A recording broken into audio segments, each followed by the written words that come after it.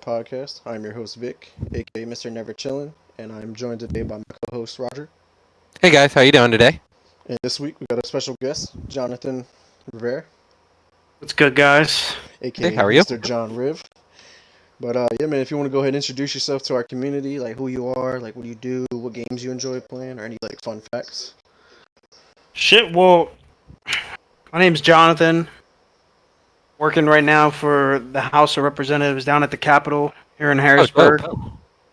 Right now, I met Vic through my boy Xavier, Yes, sir. and through my boy D Rob. Just been chilling, talking to my boys and stuff, and honestly, just what games I like to play right now, I'm just stuck on Call of Duty. 100%. Warzone is at top tier right now, in my opinion. So, I've just been stuck on that shit 24/7. Makes sense. A lot of people really like the Call of Duty right now, especially with it being like one of the most played battle royales with Warzone. Yeah, no, that's 100%. I think Warzone is probably the biggest battle royale next to Fortnite. Yeah, Oh, yeah, in for my sure. opinion. I think Apex is coming up, but I don't think it's past it yet. No, I don't think Apex will pass it. No, not especially with Call of Duty being as big of a community as it is. Yeah, there's too much comp for that. You know what I mean? There's already an Yeah. established footprint for Call of Duty that's been around for 10 plus years. Apex has been around for what, maybe 2, if that. Yeah, Yeah. So like, there's a big difference there. no, definitely. But Well, nice to Roger, meet you. Nice to meet you guys too. Yes, sir. Well, I'm glad you could come for on the sure. show. Yeah, anytime. But Roger, what you been playing, man? So I've been playing a little bit of Call of Duty last week. I put down Valorant for a little bit now, but I started playing Risk of Rain 2 again. Risk of Rain 2 is a sequel to a side-scrolling roguelike procedurally generated RPG kind of like action game. Now it's a 3D, procedurally generated, not procedurally generated, but just a lot of the stuff is just randomly put down, so it's roguelike. You go in, you die, you play again. So I've been playing a ton of that, and I put down Bannerlord until they put out their new patch. I finally gave it up for a while. Put 100 hours into that game, and I was like, I need to take a break. Been playing Nier Replicant. I'm about 20 hours into that. 10 or 15 hours into that. Really enjoy the game so far. It's super fun, but it is very wordy. It's got a lot of expose for everything you do, and it feels like when you go to do a fight, there's just not enough fight to what you're doing. I feel like Nier Automata did it a lot better. Okay. But we can definitely get into that on our review podcast. Yeah, for sure, no doubt. But No doubt. How about you, Vic? What you been up to? Of course, obviously we've been in Warzone, both playing with of course, Roger, you and Miko, but I hopped in with J Riv and X a couple of times and whatnot. So of course we've been running that up. I have been playing Nier Replicant as well because we're reviewing that next month. Which, by the way, for our community don't know, we usually do it on this podcast, but we're going to shift it to its own separate podcast. We'll let everybody know day and time for that, so be on the lookout for that. But I agree that Nier Replicant, it's been fun. It's been like my first true experience in the JRPG realm. I haven't really been a big fan of JRPGs. It's just not me. But I am enjoying this game a lot. It is very story driven. I'm about almost 9 or 10 hours into the game as well. So I put like most of it this past Sunday. I had a day off. I had nothing to do. I was like, let me just play the shit out of this game. So I jumped into that. And but yeah, another game I've been playing heavy on is Outriders. That game I released. There's some times where I gotta just force myself to put that game down because to me it's a lot of fun. But it's so difficult. Like some of these battles, like I will literally just get frantic and just like freeze up, and then I'm just like, fuck, I died. Like, let me try this again. Yeah. And it's just like, it's a game that I think was truly meant to be played co-op, but it makes you, if you're playing it solo, it makes you take it a different approach to each battle and stuff like that. But the story is just, It has me hooked. I love that sci-fi Mhm. shooter. Like it's made from the Is people it? who Gears of War Judgment Yeah. and other stuff like Yeah. that. So it has a And great feel. does it play a little bit like Destiny in the fact that it's like a trying to be an MMO RPG like shooter game, or is it like more like Call of Duty where it's like you've got a mission, go through it? No, I would say it's more of like Destiny and Gears of War, more or less, because Okay. it has the looter shooter social aspect of the game a little bit. And there's different like worlds and not worlds, not yet technically. I'm not that far in it to be on another world, but yeah, the sci-fi Yeah. there. But it has that Gears of War feeling, third person, fake cover shooter. Gotta That's have pretty cool. special abilities and stuff like that. There's a lot to it, definitely a lot to it. So I'm really enjoying that. And but yeah, other games. I try to put down the rest of the other games that I mentioned about in the past couple weeks because I need to work on focusing on these two. Otherwise, I'm Yeah. just going to be all over the place. I can't stretch myself out too much. No, it But makes sense. But moving on here to the first topic of the night, gaming news. So you're really big into Xbox, Vic. I'm not a huge avid player anymore. So what's going on in Xbox this week? yeah, so they released their most recent update. Jay, are you on Xbox or are you on PC? I I'm can't remember. on PC, but I have my Xbox. I barely use it though. I only play MLB on there, the No, sports okay, games. gotcha. I hear Yeah. that. So yeah, I wasn't sure if you were familiar with this update, but they did add a new couple. I think it was like one or two new dynamic backgrounds for your thing, and one of the new backgrounds is the OG background from the original Xbox. It's dope. I had to throw that on there. I was like, yeah, this brings back That's memories. It pretty cool. looks cool and whatnot. Yeah. But I was reading an article about it. They said that the loading screen and like the original background, they had to re-render the whole thing because it actually was hardware driven. It was rendered by the hardware uniquely every time you booted up the console. So as it went through the boot sequence, it it changed a little bit every time because it wasn't just like them playing a video file, okay, Yeah. right. which I thought was pretty cool. So I'm really, it's really cool to see that sort of classic black and green look. Hmm. I really like I really missed the classic Xbox look. Yeah, Yeah, for that's sure. nostalgic as hell. Hell yeah, Played man. so many A games on the lot of original memories. Xbox. A Yeah, lot the of original memories. Xbox is what I first started gaming on, so that's definitely nostalgic as Hmm. hell. I love it. What was one of your favorite games from the OG Xbox that you can remember playing Sheesh. at least that far? You ever played MLB Slugfest? Slugfish, yeah, that was a lot of fun. That's got to be one of the greatest games ever to touch the original Xbox. That or Halo, the first Yeah, Yeah, but Halo. so you can't forget about Halo now. Halo Combat Evolved and Halo 2 were so good. Yeah. We played that more times than I can count. Yeah, I don't think Every I one of played my any friends game. came over to play it. Like nobody had an Xbox, the original Xbox, but me. So like all my friends came over and they're like, "All right, let's beat the Halo campaign." And I'm like, "All right, let's do it again." Let's do it again for the 1,000th time this week. Nah, definitely great console.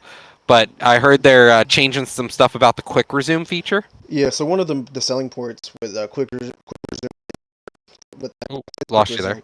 resume. What's that? We lost you there for a second. Okay, can you hear me now? Everything good? Yeah. Okay. Yeah, so one of the biggest selling points for Xbox was the quick resume feature, which a lot of Hmm. people who were PlayStation fans like, man, we wish we had something like this because it's a Well, game that keeps it in the memory and that you mhm. can just resume to wherever you were just loading, like just playing and stuff like that, without going through the whole loading the game up, go through the start menu, all that kind of stuff. So Well, it like immediately. PlayStation 4 has that too, though. You can literally put your game on pause and put the game into the console into sleep mode, walk away, and come back, Yeah, just resume in it, boom, right but back where you were. like one game, right? So quick Yeah, resume only Yeah. allows one. you to have like 10 games in quick resume. Okay, So, okay. like I can Yeah. constantly switch between games instantaneously. So I can be in like Warzone and I hop out of Warzone. I'm right in the near replicant. I hop out of replicant. I'm in Outriders and like there's no loading. It's like instantly. It happens without any loading, unless it's like Well, yeah, server because based. it's Because then you have to back into the server. That's the only thing that you would have to load into. But it eliminates. It just speeds up the whole process. But Yeah, for sure. well, with this no, new that makes update, sense. with the new update though, with Quick Resume is now you can see what games are in Quick Resume because you didn't know what games was being stored in the RAM for the Quick Resume, and then you can close out certain ones you don't want to be in there anymore to save up more memory and stuff like that. So that's pretty cool. Oh, okay.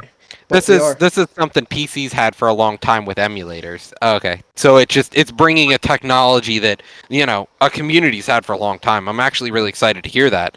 So it's almost like being tabs on your phone where you can just start closing ones. Yeah, you pretty don't much. want.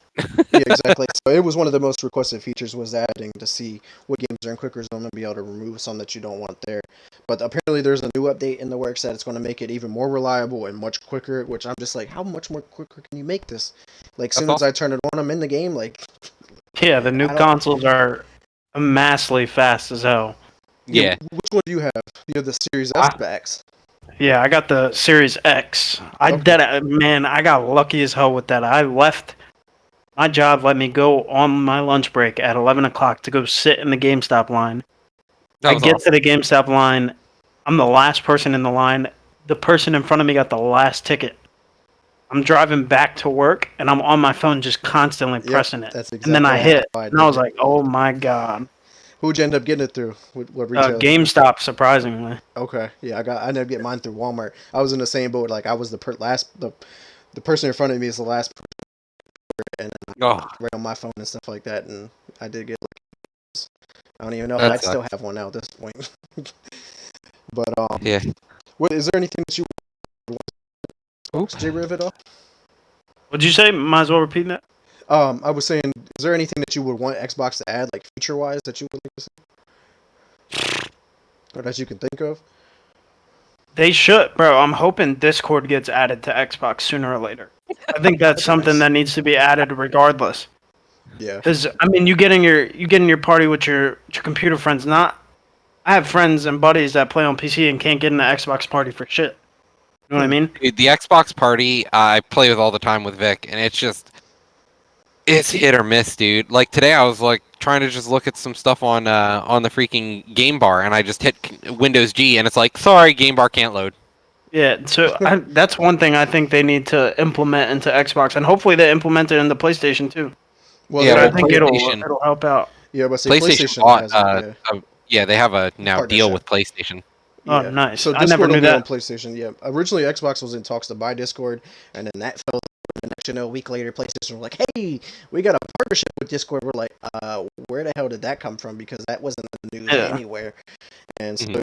you'll see Discord integrated into PlayStation one way or another. But it'll be interesting to see if and when that happens with the Xbox. Because I think it is needed. If all these games are crossplay, like you got to be able to have a better party chat system to be able to talk with your other friends on opposite Yeah. console. Because I Because game mean, you chat go and is play. hit or miss. Yeah, you go and play Warzone right now. It's simply all you can chat on. If you're playing with your boys on PC and say you're on PlayStation, the only way you could talk is in game chat. Oh And yeah, 100% game chat is shit, other than like the hot mics. So you know what I mean? But right, I think that exactly. needs to be implemented into both. Well, like you guys said, it's already implemented in the PlayStation. I think Xbox needs to take time Yeah. and Well, implement it also. they got a partnership, so hopefully in the next year here we'll see Discord show up on PS4. And honestly, I hope it shows up on Xbox as well because I'd love to be able to play cross-platform, especially with Sony not really doing cross-platform as much as Microsoft. I'd love to be able to just see that cross-platform on Xbox so that I don't have to use Party Chat. Like it took me Yeah. a good like week to figure out why my audio wouldn't work for it. No, for sure. So I Yeah. completely 100% agree. Yeah. But moving on from the new Xbox updates, new game coming out here, the D&D Dark Alliance. Another win for Game Pass, actually. Game Pass Day 1, D&D Dark Alliance will be showing up on the store. Have you guys taken a look at the new D&D Dark Alliance game coming out? I personally have not, but I know that you were a huge fan of the D&D universe and Well, stuff. So I love Dungeons and Dragons, the tabletop, but D&D games always seem to fall short for me. And with Dark Alliance, I'm really excited to see, another. It's almost like Gauntlet, or it's like a first-person Gauntlet kind of style of gameplay where it's dungeon crawler. It feels like Warhammer Vermintide, but I'm not sure how the levels will play out. I'm hmm excited to see it, but it seems a little clunky still. It looks like they want it to be a huge hack and slash game, but from the trailers, the game looks pretty slow. But if it wasn't for Game Pass, this is another argument that I make why I just got Game Pass recently is if you don't have Game Pass, you're not going to find games like this. no, right, These games would probably fly under the radar and not get much recognition. yeah, exactly. J-Riv, have you ever played So like D&D at all? no, but I know that he mentioned Warhammer. I mean, I played that before. That was a pretty cool game to play. So if it's like that, I'm Yeah, willing and to play that. have you played the Vermintide series, or did you play a different one of the games? It was an older one. It was back on 360, but I enjoyed it a lot. I forget what it's called exactly. I think it was like Warhammer 40,000 or something. Were you a space marine with a giant Yeah. chainsaw sword, and you went through Mhm. the trenches? Yeah. It's gonna play not like that one, because that's gonna be a straight through story, just one entire campaign. Where these are usually typically like, okay, here is mission X, and then it may have like section 1, section 2, section 3, section 4 of mission X. But Mhm. typically games like these, you can play up to 4 players, and each person chooses a different member of a classical D&D party. Yeah. No, That but sounds. it's definitely going to be a fun game like that, where it's like, a hack and slash kind of game. Yeah, no, I enjoy those a lot. I enjoyed that Warhammer game that I played, Mm-hmm. but I never got back into them. I've just been, like I said, I'm so stuck on Call of Duty lately. It's Yeah. just overtaken everything for me. You Well, got to break away every once in a while and hop into yeah. other games. Yeah, I mean, I broke away to Valorant for a little bit, There but you go. Valorant is so frustrating in every aspect possible. It's 100% a agree. lot different. It's CS:GO style gameplay. Yeah, It's not like anything people are accustomed to. It's that one life around, economy matters. You don't get a kit. You buy depending on the round you're in. You literally build from a shop. So yeah, it's and definitely a lot different. and Valorant. I mean, I love Valorant. Don't get me wrong. I just can't sit there and play this per se the comp scene of it anymore. Because Mhm. it's like you go in and then you get smurfed with these higher levels that are making new accounts to go down and just completely obliterate you, and it Yeah. just makes no fun out of it anymore. Yeah, what rank you stuck in? I'm hard stuck in bronze because Mhm. like bronze 3, if I'm correct. Yeah. Well, maybe we can play sometime. Sure. Yeah, but so these guys go pretty hard. Like I just built a PC not like a few months back, and I hopped on and whatnot, and it's such a struggle, especially coming from playing on with a controller like my whole life, and playing with a keyboard and mouse. That was like my hardest transition. But this game is like it's not accurate. Like no matter where you point the gun at, there's no guarantee that bullets go in there. Where like Call of Duty, if I aim here, guess what? That bullet's gonna hit right here. Where like Yeah, I don't know, it's no. just definitely a little bit of luck I think to it, and obviously a lot of skill. There's definitely a lot of skill Yeah, with and I Valorant. mean, like they said, I mean, I remember when they came out with the trailer for the game, they were like precision, like gunfights. And I was like, Yeah. no, it's not precision at all. And then it's It, not bad. I had to adjust yeah. the keyboard and mouse too for it. But like for something like that, I can adjust to. But Call of Duty, I cannot. Like Call of Duty, I simply have an Elite controller that I play with because I'll never be able to get away from it. Yeah, for Nah, I sure. get you. It's too But fast paced. but going back to Call of Duty here, you had Yeah, we skipped that. We skipped that. yeah. Oh, it's all right, but go with the flow. Call of Duty here. So hackers, something that we deal with in a lot of games here. You asked about to talk about hacking in Call of Duty. Yeah, no, I was about to that say, how has it impacted you? Have you Yeah. been in lobbies with any hackers? I mean, consistently, at least twice or 2 or 3 times a day. It's just getting bad at this point. Like, there's new hacks now to the point I've seen some. Like yesterday, me and X were playing, and I mean, this kid's just hip firing everybody on the map, and I'm like, what the like? How do Yeah. you not like at this point? How has this not been stopped? Now, I mean, the other day I seen another one where on TikTok where they're just shooting at your feet, but it's counting as headshots.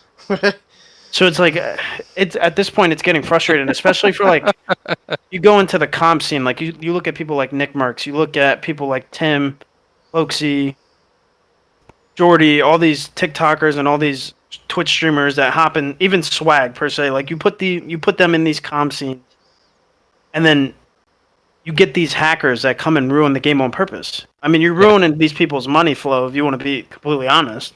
Yeah. Especially when a tournament like that. I mean, I remember Nick Merckx was in $100,000 tournament, got hacked on, completely lost that match because of that reason.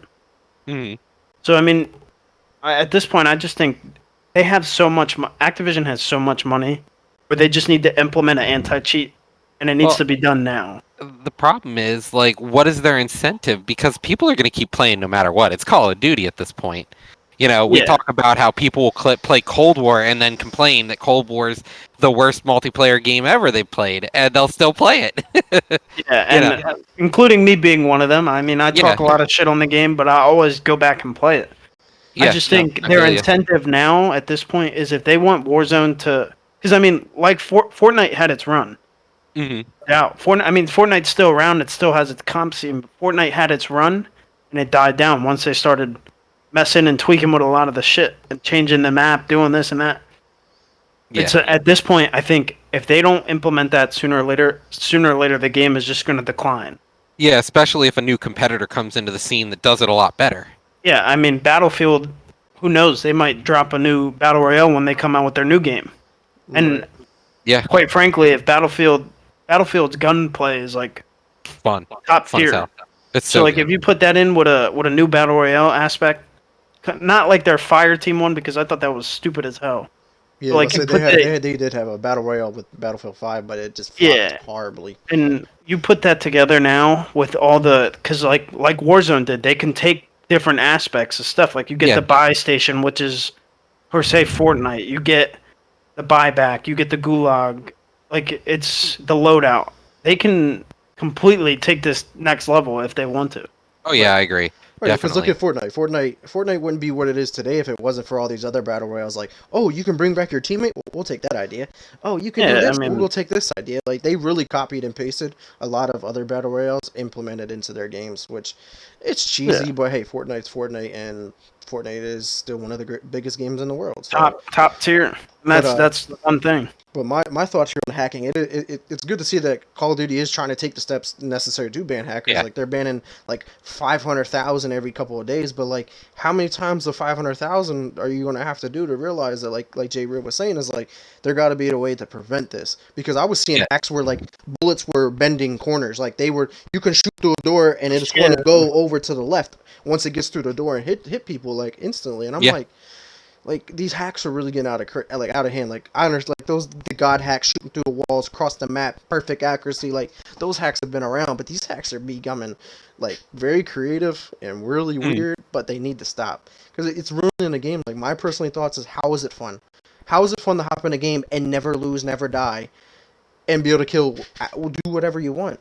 To me, I don't see no fun behind it. Yeah, and that's my thing with it too. Is how are you at this point? I mean, I'm talking Yeah. mad shit, but how are you that bad at the game that you consistently need to use something to win? Yeah. Just No. get better. I mean, when completely. I first started Warzone, I had a .85 KD. I wasn't too good. I kept playing. I changed around my setup. Like I said, I was playing on Xbox. I hopped and got a PC during the pandemic. Switched over to an Elite controller, and completely my level of my game went up. Mhm. Sometimes, like people say, you always have to invest in yourself to get better at certain things. You know what I mean? Yeah, Exactly. it's practice makes perfect. It's the same idea that video games are esports. They are sports. They take practice, dedication, and skill. That's what like any game Essentially can a be a sport. sport. Like you know, Yeah, more or less. But but obviously, we could sit here and talk about Call of Duty all day. We can have oh its yeah, own podcast on Call of Duty, realistically. But circling back to Xbox, Scarlet Nexus, I believe it is an exclusive game to Xbox, or at least a time exclusive. Their demo yeah. is coming first to the Xbox platform later this month. Roger, I know you're big into JRPGs, and I believe, if I'm not mistaken, this is a This JRPG. Does this is look this appealing? is so what this is gonna be is this is another one of those animes turned into a game. So a lot of animes will have they either come from a visual novel or they come from a light novel format, and then they kind of get into an anime, and then things come from it. Like we've got fighting games from Naruto, or we've got a fighting game for My Hero Academia. There are games out there for like the Battleship Girl anime thing that they have. There's so many Yeah. silly things out there, and they make games from 'em. This is just another one of those animes that gets a game, and Mm-hmm. it looks interesting. It's an action packed game, so I'm excited to see what it is. I saw the trailer. It looked fast paced. I watched D&D Dark Alliance, and then I watched the Scarlet Nexus trailer, and I was blown away at like the comparison between the two fighting. Like the fighting on Scarlet Nexus just seemed a lot smoother, a lot more fun. I definitely give something a go like that, but I don't have an Xbox, so Right. Well, I'm not I going to be think able it's to play. coming to. I think it's coming to Game Pass. So when they say Xbox But it platform, only said Xbox exclusive Yeah. on the store, so I'm not sure. I hope it comes to PC because I'd play it on Game Pass. well, basically, Yeah. Xbox platform means any place Yeah, that has well, Game yeah. Pass anywhere. Anyway, so Just wanted to run through that game real quick because it was one of the highlights from one of their game show last couple of years. Honestly, it's been a game that they've been showcasing because I think it's made by a smaller developer, but the game it looks good, like visually it looks good. But I don't know if I'm gonna check it out. Maybe I'll give it a try. Maybe I'll check out the demo of this. Maybe it give me a chance to check it out. What about you, J Rev? Did you check out this game at all? No, but I do know some stuff about it. I know that I'm pretty sure this is the first game that's completely optimized for like the new system. Okay. Like the new Xbox. Not for the previous gen? Yeah, not for... It's going to be like the first game that's completely optimized for those systems, which I think is pretty cool, in my opinion. If I'm not mistaken, I think it's the second, because the Medium was the first one, because it was not on last gen, because it was running 2 games at one time, basically. So that it was using that hard drive. But yeah, you're right. It's one of the games that is one of the first games. I mean, it's going to look interesting. And I mean, I'm in the anime, so maybe I will give it a try. Oh, that's cool. I didn't realize you were into anime. I love anime. Yeah, I can talk about it for hours. Initial D is probably one of the goatest animes possible. It has the sickest soundtrack. Dude, one of my favorite games. I know it's a little off topic, but I love playing the Initial D games whenever I go to an anime convention. Yeah. Just sitting in the arcade machine and driving. Oh, it's so fun. It's such a good game. It's a great TV, like a great anime show, and then so good. The movie is hilarious because it's so bad acting, but I love it. Such a bad acting, but it's such a good movie. Anytime they adapt something from an anime into a live action movie, it's bad. It's so bad it's good sometimes. It became a live action movie? Yeah, they made a live action and it was terrible. You don't take an anime and make it a live action. They did it with Death Note. And like they had William Dafoe in the Death Note anime, like a live action movie. And they didn't even turn him into a demon. They just dropped William Dafoe into the movie, and they were like, "He's the demon from Death Note." We're like, "No, he isn't." Yeah, I don't know about that for me. I don't know if that works. But on to some more, I guess not anime, but animated content here. A new Donkey Kong game is apparently in development by the team who created the Mario Odyssey game, which is one of the best Mario games ever. Period. I played it. It's actually first Mario game I played through and beat myself. So I'm excited. I am beyond excited. I loved Donkey Kong. Donkey Kong was such a good series. Like all the Donkey Kong Country games, so good. If they actually make another Donkey Kong game with the Mario Odyssey team, or the engine, it's gonna be awesome. I'm gonna be so excited. When you posted that, I was like, oh no, no way. Were you a big fan, J-Riv, of the Donkey Kong games back in the day? Shit. Mario and Donkey Kong and all that was big for me when I was young, so I love it. I would definitely get that. It's coming out on the Switch, I'm guessing. Yeah, yes. It'll definitely be a Switch exclusive. Yeah, so I mean, I'll get that on my little brother's Switch. Probably have him play it, me play it a little bit. But I mean, I've been playing on his Switch too. I've been playing some of the old Mario games, like the Mario U and stuff. Trying to beat the game by myself while my little brother's watching and stuff. So the new Donkey Kong will be it'd be nice to play. For sure, especially if it's that Odyssey style gameplay, like you guys said. Well, I hope they add in another 2-player functionality like they did for Odyssey. Because if they add in somebody plays Diddy, somebody plays Donkey, it'd be so awesome. Oh yeah, that'd be beyond great, dude. Man, speaking of Diddy Kong, man, Diddy Kong Racing on the N64 is still one of my all-time favorite games. Diddy Kong Racing was so good all the time. Nintendo 64 is one of the most goated systems possible. And it's used to play Dr. Mario. Yeah. Well, I have an N64, but I have one game for it. It's I think it's NFL Blitz, but I have to get a ton of games for it. There's so many classics and cult classic games that are in the Gaming Hall of Fame from that system. So gotta up my collection. Got to. Yeah, the N64 was definitely a defining point in the gaming franchise, and I'm kind of sad we haven't seen a Donkey Kong game in a while. And if they're willing, we had Donkey Kong Tropical. Yeah, but that's the thing. They're kind of there are a lot of misses, not very many hits lately, and I think a Donkey Kong game would be really good, a bread-winning game, a pinnacle game like Mario Odyssey was. Because Mario Odyssey, every Mario game to date has pretty much added on, and they've always enhanced the engine, it feels like. They've always tried to do better than the last main Mario game, between Mario Bros. To Super Mario to playing Super Mario 64, for the Wii, for the Switch, Mario Galaxy, things like that. They've always tried to take it one step further and just build upon the success. Right, And if they exactly. do this with what they've already done with Mario and put Donkey Kong in it, I think it's going to sell, and it's going to sell hard. Yeah, especially because like we talked about last week, how successful the Nintendo Switch has been. You add another classic franchise to the lineup because I was just looking up here while you were talking. Is the last Donkey Kong game was Tropical Freeze, and that was on the Wii U, which was recently just ported over to the Switch as well on the store. I don't even know if it got a physical release. I could be wrong on that, but not for the Switch probably. It was just brought to the Switch in 2018. So that game was probably, I don't know, what, 2014, maybe 2015, and then before that, I don't. It's pretty old. And don't get me wrong, Tropical Freeze, I believe, is actually was a pretty decent game for the series because a lot of people play it as a speedrun game. I see it all the time. I've seen it before in AGDQ, which is next month, I think. Right. It's crazy that you say the Switch, man. The Switch is so, like you said, it's been so crazy to see how that's grown. And I'm surprised PlayStation was essentially one of the first people to make it a little bigger. I mean, they had Game Boy, obviously, yes. Yeah. I mean, I'm surprised PlayStation and Xbox haven't they gone did back so well to that with the level PSP. again. Yeah, you're so right, and we talked about this on our last episode. I think it was something like that.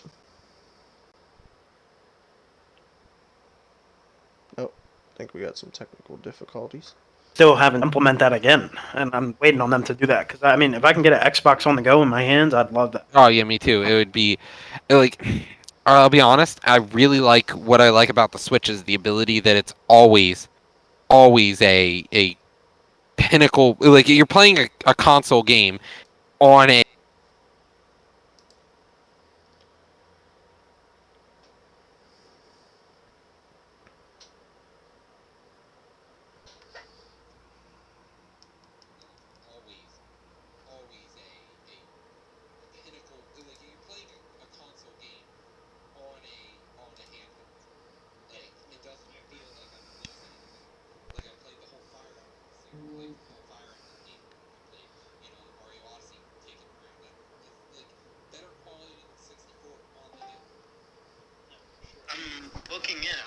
I'm looking actually to PlayStation controller for gaming on my PC. I'm still on that edge. Oh man, that's where I'm at right now. I love my PS4 controller. That's how I play. That's how I play all my side scrollers and stuff. I play with one of these suckers. Yeah, and I mean, I just the other day at my buddy's house, I finally tried the PS5, and I love the feel of the controller. Mm-hmm. I'm just scared because I need paddles on the back to play my games.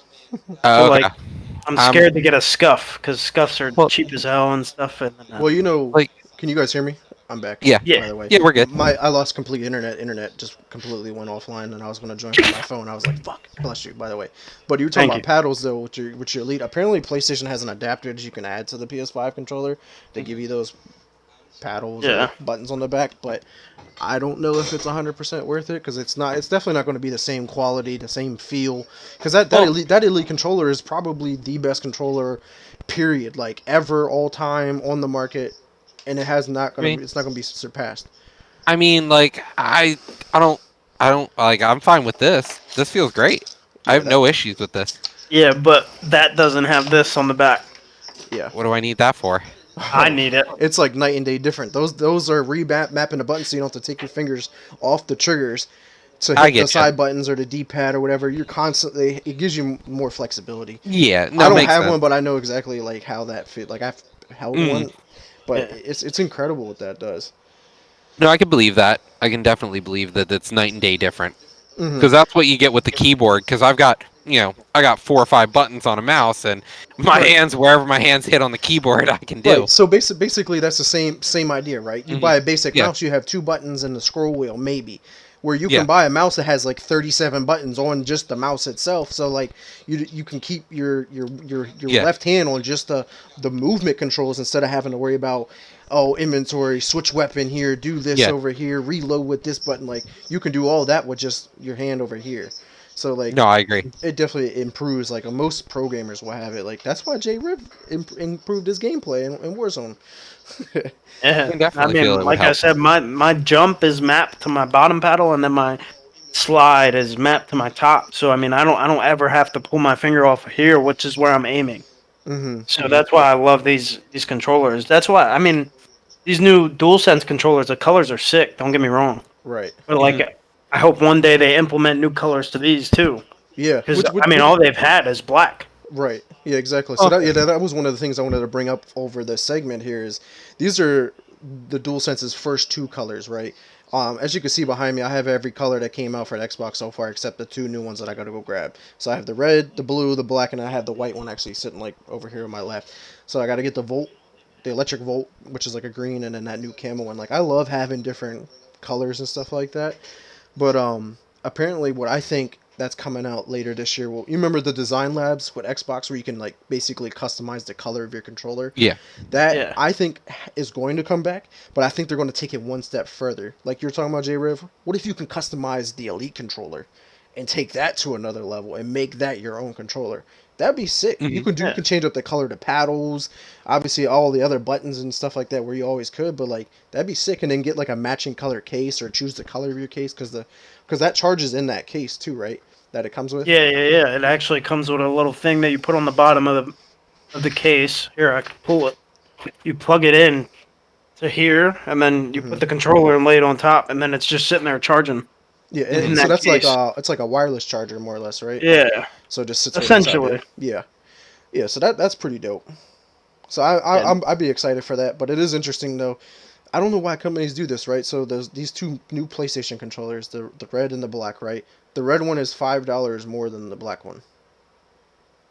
It's the same thing that they do with cars. You know, red cars have higher insurance costs. That's clearly what it is. No, but You're it's more weird. likely to throw it if you choose red. So, When I you was know. buying these controllers here, it was the same thing too. Like it was like one of them was always $5 more than the like Well, black and white was normal. Every other non-normal color, it costs more. So I'm just like, the reason for it typically is because of scarcity. Like they're going to make the standard real easy to get to, but with those extra colors, they make them a little more expensive, so the demand's a little lower.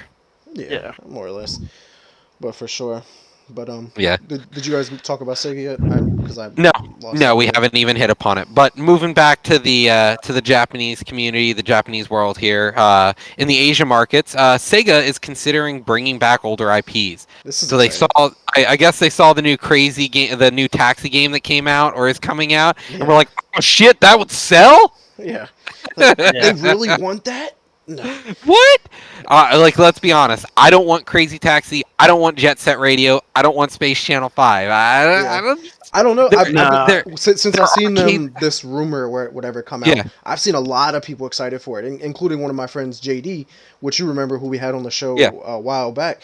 He's super excited even for like Jet Set Radio. Like that game was just fun. Crazy Man, Taxi that was a game lot was of fun. good. Well, Jet Set Radio just had, or not Jet Set Radio, but Space Channel 5. If people like that, it just came out last year, the VR edition. Oh, there you go. So Yeah, I mean, so, like- but maybe like they're gonna like continue with like a new one. Yeah. like, Jets Maybe. Yeah. Space Channel 6 or whatever the fuck you want to call it. I don't know. Yeah, but Oh, man. no, You if give they me- want to do it, I feel as though these games by themselves don't. They're not really games. They're not games anymore. They're kind of arcadey. There's not really But a big enough pool to play it. Like, how much content can you really add to just Crazy Taxi without it just feel like? When do you say a $60 price tag is acceptable when playing Crazy Taxi? It wouldn't be a $60 game. I guarantee Yeah. you if they come out a new And one, that's the that's thing. going to be one of those games that's $20, Yeah. $15, you know. But J-Reb, I know you were saying like give me something right before Roger started talking. What Yeah, was sorry. your thought Yeah. behind that? I mean, you give me Jet Set Radio again, it's over. That's You're gonna be another game streaming that I that all forgot day. about. That's another game I totally forgot about on the original Xbox that I fell in love with. I could play that game 24/7, sitting there skating around in your little roller skates and shit. I'd pay $120 for that game. Oh, you getting the special edition. You get That's the, like you get the nostalgic statue to with me. it too. Yeah, like a little Jet Set dude. Yeah, just chilling in the background. You can put it in your streams like, Mhm. yeah, I got the statue. For like, sure. It's a collector's item. Like, that's really what it is. Yeah, But you it's one of those things to decorate your house with. But I think we need some more of those games though, as the arcade kind of feeling games. Like every game is like a time consuming game. Like no, people are getting tired of playing 20, 30, 40, 50, 60, 100 hours into a game. Give me a game I can throw 5 hours into and But put it back on the the shelf and I'm problem done. is, like an arcade game like that, I wanna just be able to detach, leave my house, and go to an actual arcade. Like I Those miss days are come actual and gone. arcades. Like yeah, exactly, and that's what sucks. Like I'd love for a day where I could just have an initial D, like an arcade that had initial D. I'd go play that for I'm like sure you 5 hours with because my you know you friends. can buy those arcade cabinets and for your house. Yeah, yeah. So you want the What do arcade I got? feeling? Buy it. What am I made of money? Yeah, you are. I mean, you should be. I mean, the government's been printing it for us for the past year. Yeah, Seriously. But but on to another fun game that I thought looked fun. At least it's a game that I want to give a try. Is Ghost Runner. But 505 Games actually announced that they're coming out with a sequel to it, Ghost Runner 2. This game mhm. actually apparently reviewed really well. It was a lot of fun, had a lot of success, and I think it exceeded all expectations. So this game kind Yeah, of reminds me. Obviously, it has the cyberpunk aesthetic, but it reminds me of like I think it was at Mirror's Edge. The whole like yes, let me parkour the whole game. But parkour. yeah, so like it looks fun. It's a game that could be speed ran. Obviously, it's a game that's going to take skill and precision. Were either one of you guys into those kind of games at all? I played Mirror's Edge a little bit. Wasn't a huge fan. It was all right. It felt it. Was tired of just continually running into stuff and going, all right, where am I supposed to go next? And trying to figure out where I'm supposed to go, and then redoing the entire course trying to get there. Right, right. What about I you, J. Riff? I mean, I never heard of Ghost Runner. I mean, I wouldn't be opposed to trying it. Mm-hmm. Hopefully, it's something that could hit the Game Pass, because Game Pass is That'd be essentially dope. probably one of the best things to come about now. Oh yeah, Everything. I mean, you could try any game. You pay $15, try any game you want. it's one of For the the most part. biggest selling points of the game. Instead of dropping 60 bucks, 60 $70 on a game that you don't know if you're going to enjoy, you go, oh, Yeah. it's on Game Pass. Let me try it. Oh, I I just really got love this Dragon game. Quest 11. Right, you can play the shit out of it because you really love it, or you try a game out and you're like, all right, yeah, this was cool, but I don't want to play it no more. Like it's all right. Yeah. You Yeah. didn't lose anything. You can you go and No, pay because fifteen you dollars. You go gain play that game. hundreds of Well, games with it. and that's like it's bringing GameFly to the 21st century. That's all it is, and it's great. I love it. It's a rental game service essentially. Yeah. Right, but if I'm not mistaken, But you don't did you have a say you just got it?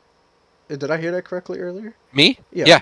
Well, I got it the other day when we were playing that Dino game, the Oh yeah, second Second extinction. Extinction. Oh yeah, yeah, Yeah, that's right, that's and right. I just started downloading a few more games this week. I might stream something tomorrow since I'm off. Well, that's one of the biggest things. That are Yeah, into streaming, like it gives you such a variety. Like once you build up a community, be yeah. like, hey guys, come check this out, and like you could attract a new community that really loves that game, that hmm specific game. Like, oh, this guy is pretty funny or pretty cool. Let me watch him play this game, because it's all about hmm your Yeah. personality with streaming too. It's huge Yeah. Oh for yeah. sure. Yeah. But Streaming has become such a big thing now. It's just insane. But yeah, to become it's hard successful to in get off of these streaming, big yeah, games. yeah, Like you becoming, go on the Call of Duty, you're on the bottom of the list when you start. You know what I mean? oh yeah, Yeah. Like you go on Twitch, you're. It's so hard to rank up to that until essentially you're partnered. But it's really hard to get partnered with a game like that. yeah. Yeah. Exactly, because like you figure that game's probably being viewed. I don't know what it's at Twitch right now, but let's just say 300,000 or 400,000 on Twitch. Like most of those people are watching those big name streamers, Yeah. and all the small streamers are getting maybe 10 views, maybe 50 views, maybe No, big maybes. exactly. But like it takes forever to even get to that point. No, Yeah. definitely. Like I think the biggest game right now is what Warzone has 144,000 people watching it. See, I Holy was completely off. crap! Like Grand Theft Auto 5 is still one of the biggest games being streamed right now with 738,000 people watching people It's play Grand Theft disgusting. Auto 5. It's Yeah, disgusting, and this is the it's perfect crazy segue. how big the game is. Yeah, Perfect segue. Way to lead this yeah, off, Roger, because GTA exactly. 5 is coming to next gen on November 11th. It's insane. This game's being released for the third time, the third You mean generation of Skyrim? gaming. Yeah, Skyrim repetitively. Skyrim, Grand Theft Skyrim right here. Like, yeah, you can play GTA 5 on next gen already, but it don't look that. It looks Yeah, okay, but it's an outdated game at that yeah, point. But it's becoming expanded, enhanced, the 4K. I don't know what the exactly. FPS. I don't know if they talk about FPSs, but that's exciting. Jay, did you ever play GTA 5? I mean, it's been around for like our whole life at this point, but you know. Yeah, I mean GTA 5. What? It's been around for 3 generations of the Xbox. It's been around since 360. Yep. I remember buying that game for 36 cents for trading some 2 games in, and I got that. Playing that consistently. I mean, I played Shout GTA out to San Andreas GameStop. growing up a lot. So when Yeah. this game came out, and Grand Theft Auto 4, obviously, this game though has like completely exceeded its expectations, in my opinion. I mean, the Yeah. heist. I mean, Yeah. buying cars, doing this, doing that, but like bringing it again, I think, like you said, the expansion is going to be nice. But at this point, when do you get tired of the same thing? You know what I mean? Right. It's been When does GTA 6 come out? When does that come yeah, out? When are and we I even mean, going to see it? Well, I could and- see that dropping within maybe the next 2 to 3 years if they don't have as much success with this. Which, in my opinion, the the GTA scene now is on the computer. You Yeah. essentially have these Mods and everything. 5M PC. servers. Like look at Aiden on Twitch. Aiden has completely blown up due to playing with people like T Grizzly on these servers and stuff. These RP servers, and I think Yeah. that's the only way it's going to stay big until a newer GTA comes out, which GTA 6. Yeah. I mean, I've seen so much stuff on it saying that it's going to be like a female antagonist with all this, and I'm like, That'd be at dope. this point, I think they just need to come out with the game and stop releasing the same. You know what I mean? Right. Yeah, It'd be interesting to see. it's GTA 5 just makes too much money on the microtransaction shop. Why invest in making a new game when you can just keep releasing the same game and making giant wads of money? Right. Yeah, and I mean, I think essentially if they do a GTA 6, they're completely going to blow through the water with this GTA 5 money that they have. It's getting crazy. I think Yeah, no, definitely. when GTA 6 come out, it will probably be the biggest game of all time, as long as it doesn't flop like Cyberpunk. But Yeah. because what Roger Well, even just read was GTA 5 GTA has 5 was 700,000. huge. Yeah, it still is. You just read it. 700,000 people are still watching exactly. GTA 5. But That's not more only than is Warzone. it just them watching. Yeah, it's the fact though that GTA 5 was just such an anticipated game and it didn't flop. That's the thing. So when it came out, it was one of the biggest. It was the biggest game to date when it came out. Right. Yeah. So But yeah, but one I'm last thing definitely with GTA was Intel Machine Learning came out with like just a video of showcasing what they're able to do with their AI learning. It's a more or less, it looks to me like a filter, but it's a way to make the graphics look realistic, like photorealistic, where you can't tell the difference between this is a game and this is real life. That is going to be insane. because what it is it's a real time. It actually uses real world footage, real world images, and it maps over them, and it tries to build a machine learning what something should look like. Oh, that's a hill. Let me make it look like a hill. That's a Lamborghini. Let me actually make it look like a real Lamborghini. And they actually showed with this machine learning, they lost a lot of frames, but they were actually making it look like somebody was driving through like a San real Francisco. neighborhood. Yeah, it was insane. Yeah. I think that's one thing that's going to be implemented into a lot of stuff. It's We'll see that definitely more needs a lot often, more real especially graphics. like shooters and everything. But with GTA, I hope one of these days they implement like actual cars instead of these rip-offs of like the Lambo. Well, I mean, It's because it Well, they costs this can't, to though. do that. Yeah, exactly. They have to get the It licenses costs and stuff money, like but that. remember they had Midnight make a- Club. Rockstar had Midnight Club, probably one of the best racing games known to man. Yeah, we And talked about it on a few You episodes flip back. that, you put that into GTA, that'd be great.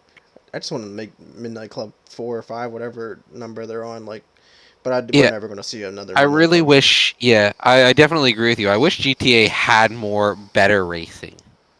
Yeah, it felt like there wasn't enough racing in it, or enough like gunplay in it. There was just so much that could be adapted to it. Like it's literally a platform. Why aren't they making it a platform? They're like, let's be as goofy as hell instead of like let's really build that competitiveness. Maybe, do you like racing? Then be a competitive racer in GTA. oh, do you like getting into gang wars?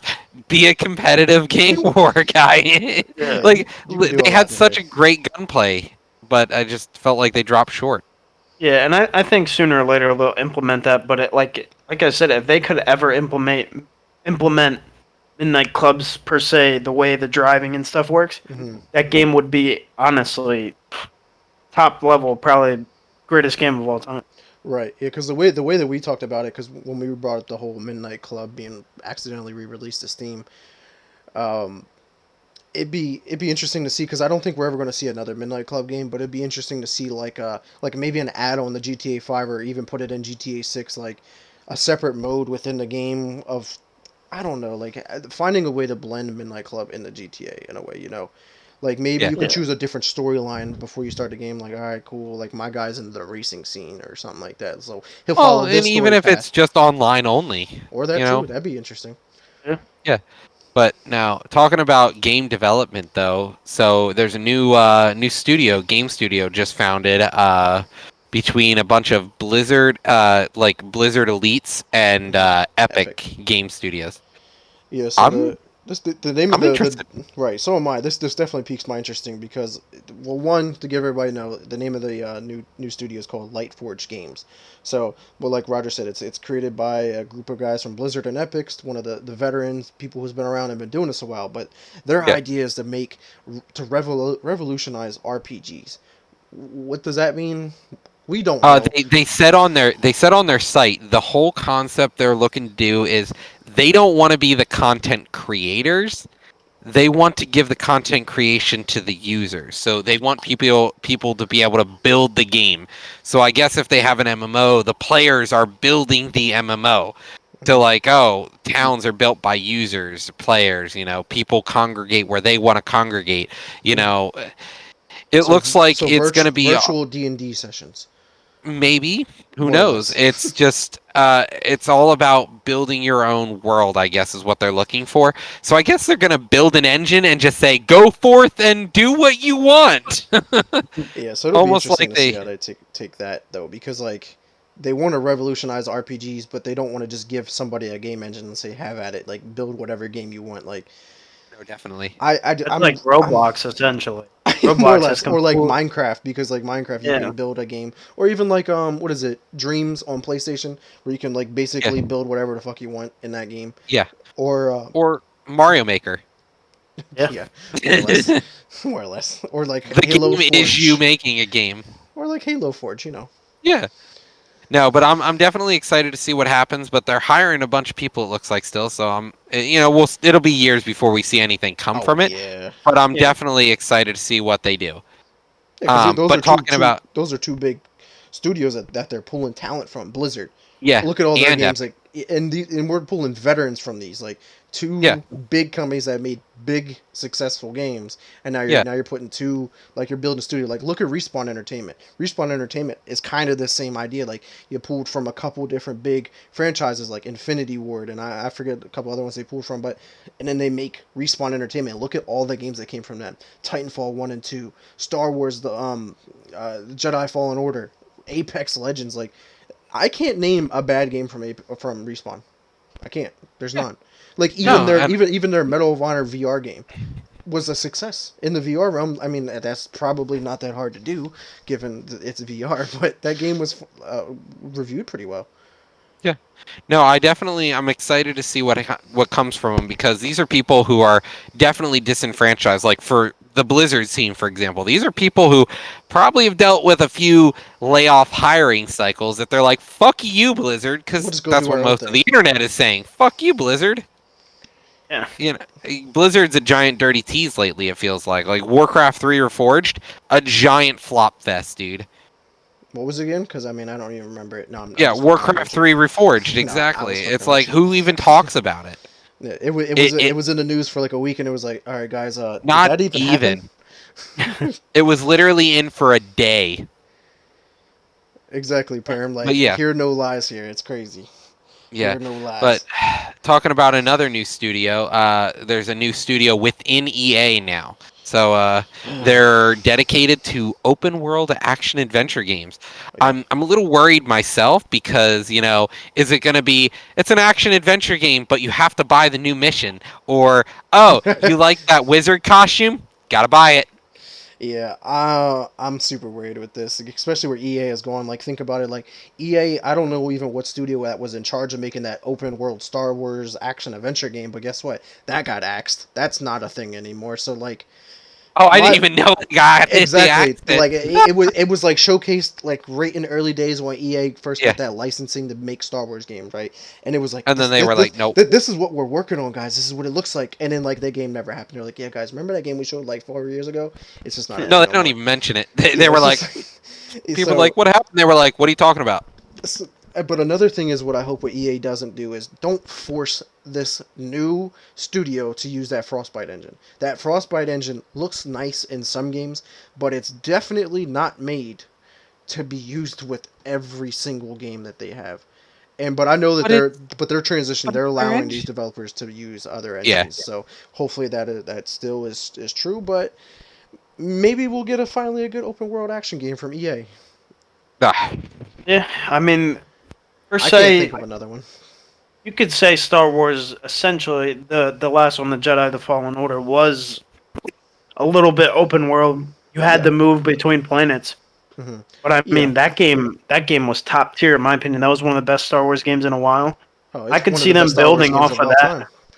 Yeah, and I could see them building off of that and making a Star Wars game if they don't axe it again. I heard something about them coming back out with trying to do that again, which I wouldn't be against it. Yeah, we'll see. Star Wars is Cause like my favorite franchise of all time. So oh, see, I knew we liked this guy for something. No, I'm a huge Star Wars fan. It's insane. Like over here on my bookshelf, I have like every book. I got Star Wars shit everywhere. Like, I don't know if you yeah, can see no, it. the This movies whole are shelf over amazing. here is all Star Wars shit. It's crazy. I love Star Wars.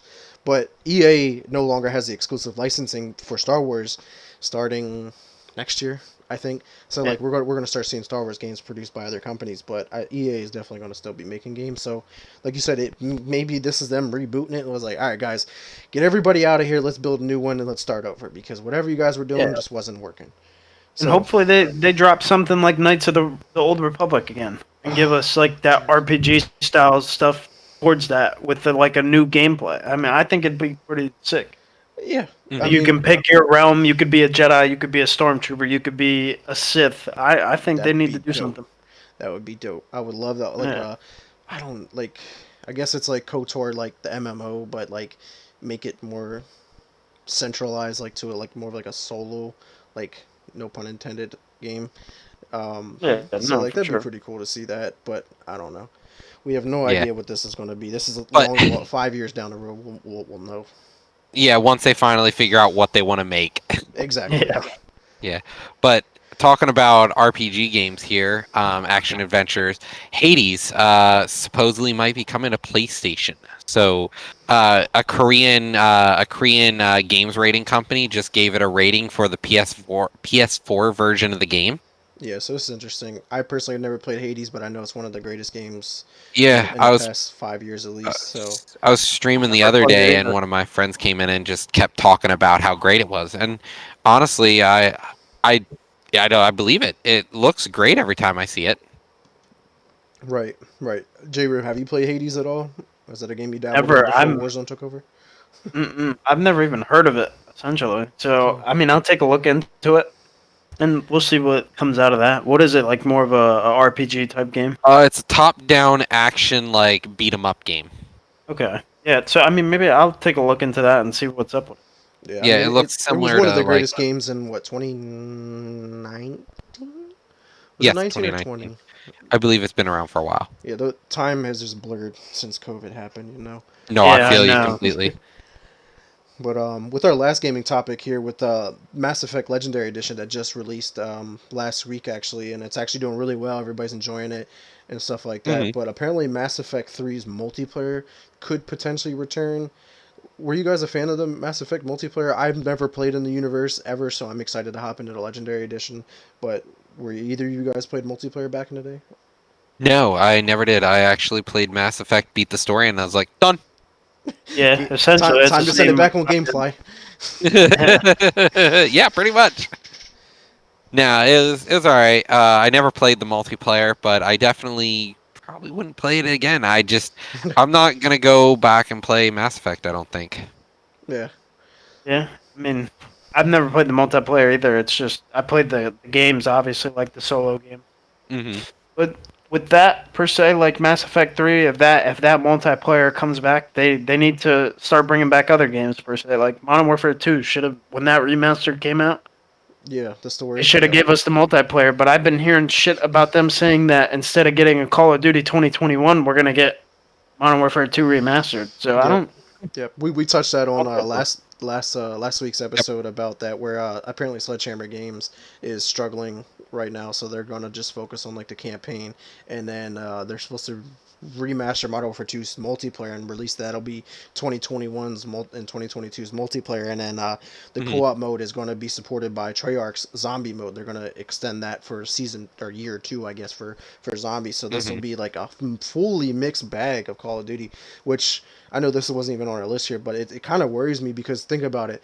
Last year, when Black Ops Cold War came out, like that game wasn't supposed to be Black Ops Cold War at all. Like that was a game that was being struggled with Sledgehammer Games before, and then they had to force Treyarch to take over, and with Raven's help, and then like now you got this, so it makes you wonder like what's going on with Treyarch and what's going on with Sledgehammer Games because Infinity Ward is not struggling with producing games. No, and What's going Yeah. on with these Infinity two? Ward, in my opinion, has possibly had the best Call of Duty. I mean, don't get me wrong, Treyarch had Black Ops 1 and 2, probably two top tier Call of Duties of all time. And then, but you had Modern Warfare 2 that was made by Infinity Ward. Infinity Ward, and Infinity Ward has completely, every time they came out with a game changing, per se, like Modern Warfare came out 2 years ago or last year. Mm-hmm. And, I mean, they changed the game 2019. for Warzone. They brought back the quick scoping aspect compared to how it was. The best quick scoping ever came from Modern Warfare 2. Yeah, They yeah. essentially brought All back modern. all, Think all about it. these things. Every single Modern Warfare game has been a success. Yeah, and I, then I they could argue with implemented anybody. these new things. They implemented the slide. They implemented your slide canceling where you could just double B it and you're immediately stopping and you have this new movement per se like with Black Ops 3 and 4 had where they had these exosuits and had advanced Right. warfare, which I thought wasn't that's not my type of gameplay. Me neither. You know what I Me and mean? you were Yeah. in the same boat on that. Yeah, I felt They like were messing Call of Duty up when they did that. yeah, Mm. I played Call of Duty, I played Modern Warfare, Modern Warfare 2, I played Black Ops, Black Ops 2, and like honestly, after a while I just saw what Call of Duty was doing while I was in college and I was like, that's not Call of Duty anymore. Yeah, It's Modern Warfare was essentially always the core of what Call of Duty was to me. Like, we had World at War and stuff. Like, that was the first Call of Duty I really got into. But like Modern Warfare, that was Call of Duty to me. Like yeah, anytime Infinity Ward drops a game, it is what I associate to what Call of Duty does well. yeah. Even yeah, and I mean Call of Duty Ghost was fun from Infinity Warfare or Mhm. Infinite yeah. Warfare. Oh Jesus, mixing up Infinity names. Ward. Yeah, because they also had their game Infinite Warfare, which was with the exosuits jumping around. But to me personally, that was my favorite jumping around Call of Duty game out of the three. But they were all terrible because Black Ops 3 Yeah. and then Advanced Warfare, they were all just trash. But I know a And I lot of mean people that will argue with me. essentially, how many times are you going to go back to this Cold War stuff? How many times are you going to go back to World War II, World War One? Everybody wants modernized gunplay. You know what I mean? Hmm. Everybody wants. I Modernized or at mean, least near Modern War. future. Yeah, Yeah. I mean, Modern Warfare 2 was essentially based on the whole Iraq and Iran and all this stuff. It's like Afghanistan. And Everybody Russia. wants that again. Yeah. I mean, it's the best gameplay you're ever going to get out of anything. Yeah, exactly. Like even Modern Warfare 2019 was what the story was just like, whoa, this Yeah, showed you like and how real warfare really is. Like it was, yeah, you and it had was essentially based on modernized times. yeah. Like did you play the story mode in Yeah, I 2019? ran Okay, through the story mode because they told me I heard before that it was completely tying in with everything else. yeah, more or less. Especially with Yeah. Warzone, like Warzone's story picks up after you beat the game, but like Hmm. that mission where you have to clear that building and you don't know like who's an enemy and like who's not, it makes you like Yeah. realize like this is what people are doing in real life. Like clearing that building, you were just like, oh shit, it's a kid. Oh shit, it's a woman. Oh, I can't shoot him. And next you know, they pick up a gun and go to shoot you. You're like, fuck, I gotta pull this trigger, and you're just like, Hmm. it's just makes you make those decisions. Makes you feel bad. Makes you feel real Yeah. bad. Yeah, so it makes you almost give you like semi a taste of PTSD. Like makes you're making these decisions and you're like, fuck, man, You I really want, had to I do wouldn't that. say it gives you it, but or even a taste of it, but it just tells you what people actually go through out there. Like definitely our Marines and what they deal with, and like how it just really sucks that we're still out there. You know? Hmm. Yeah, and essentially, I mean, Infinity War has always took the bar with that. Like, if you Yeah, go back to Modern Warfare 2 with yeah, the mission with Makarov, if I'm correct, we were in the airport, Yep, and I mean, one of the gunned most down everybody. controversial missions Yeah, of any and they game always all get time. controversial with them, but at the same time, they're actually in these games. They're showing what's going on in today's world. yeah. Oh, And it's like, people are like, "Oh, that's controversial," but I'm like, people are going around shooting up schools, so like, yeah. But the thing is, shit. it Yeah, wasn't really controversial in the States. It was like yeah. Germany and Russia and all these other countries. Well, Like, yeah, well, what are you doing? You're yeah, portraying us as the like we're really going to do this. Like, you might, but we're not going to come Yeah, out and tell you that you might do it. But for it's sure. like they after the controversy happened with that mission, like every time you booted the game up, you're like, do you want to play this? Do you want this mission in your rotation or no? No, Yeah. if you don't want it, like that's yeah, like that. It's that bad when they have to release an update like that where you get to choose yeah. if you want this mission or not. No, definitely. Like, Europe has always had a big impact on game designers. Because, like, if you play an EU version of a game, it doesn't have blood and gore. Germany doesn't allow it, so they make the games for Germany. Yeah, it's insane. So, but I think we should move on here to world news. Yeah, If you want to get us started, Vic. yeah, man. This is interesting. I don't know if you're into cryptocurrencies, JRiv, but Yeah. Elon Musk and said Tesla is suspending car purchases using Bitcoin.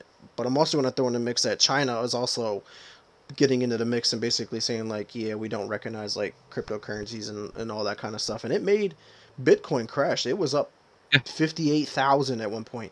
It's in the 30,000s now. So yeah, people took a huge hit, and it just yeah. makes you wonder Yeah. and just shows you how fragile like that Oh well, cryptocurrencies can be. that's the same thing with American dollar. It's all based on trust, and as soon as that trust falls, you're done. That's the Yeah. thing. It's deregulated, so the currency is not in the hands of a government who can make sound decisions. It's just other people like, yeah, well, it's a flaky currency. We don't trust this non-existent government to back this currency anymore. And I'll give Elon Musk one thing. Supposedly, I believe he suspended the purchases with Bitcoin because he cited environmental effects as the Yeah, and he reason. didn't know that I like the was, environmental effects that mining cryptocurrencies has on the world, and I didn't know it had yeah, that big of an well, effect it's either. huge. Yeah, you'd be silly not to realize it. Look how much electricity it takes. It's insane.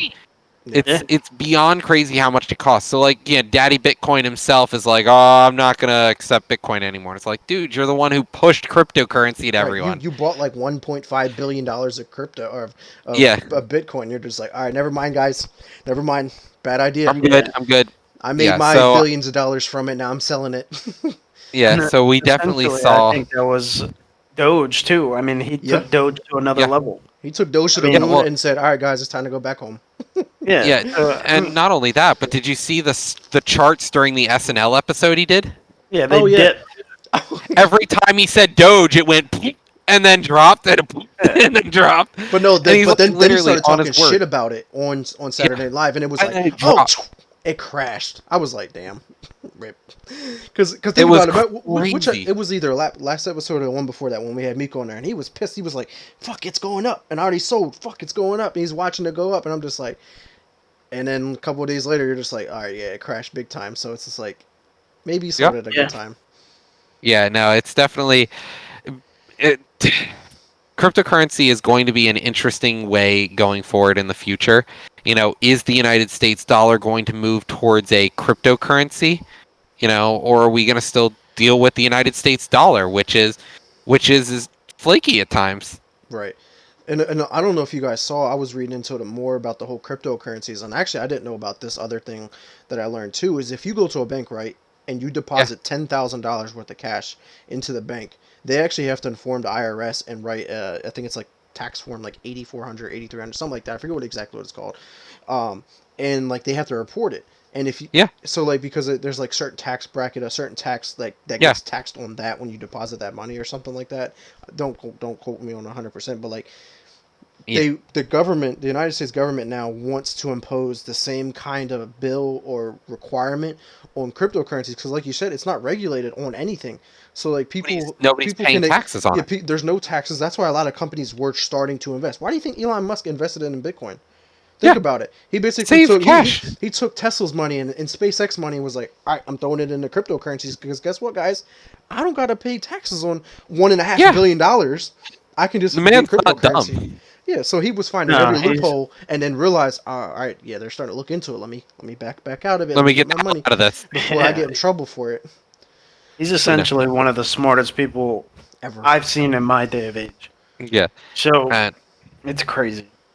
But moving on from cryptocurrency here, Israel versus Palestine. So we're getting talks of a ceasefire potentially this week, along Thankfully. with thankfully, because Israel just took out like the major medical, like the medical backbone.